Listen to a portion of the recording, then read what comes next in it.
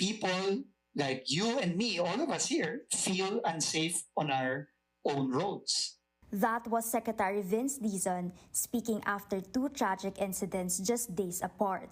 The May 1 SCTEX crash that killed 10 people and the May 4 NAIA Terminal 1 accident that claimed 2 lives, including a 5-year-old girl. During Holy Week alone, transport agencies recorded hundreds of crashes and nearly 100 drivers tested positive for illegal drugs. The DOTR already formed a road safety task force prior to these incidents, with new rules and reforms already in motion.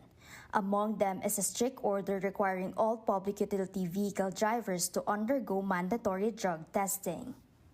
Lahat ng PUV driver ay kailangan mag-mandatory drug test. The LTO and the LTFRB and the DOTR will be working with PDEA to implement mandatory drug testing. Also on the list, shortening maximum bus driver shifts from 6 hours to just 4, hoping to cut down on fatigue-related accidents.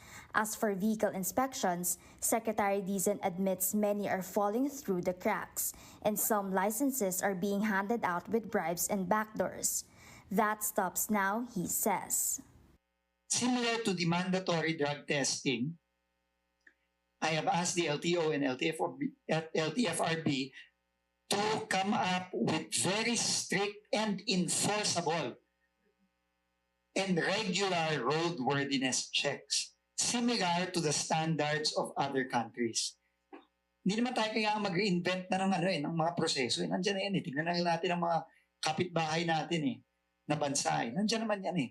Pero ang importante doon, enforceable. The Secretary also points out that poor enforcement is a big hurdle, so expect more enforcers and better equipment on the roads soon.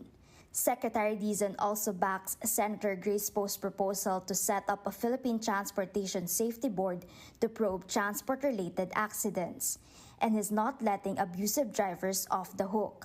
Social media influencers are not exempt, like Yana Motovlog, whose license is now suspended. According to the Secretary, more are on the chopping block.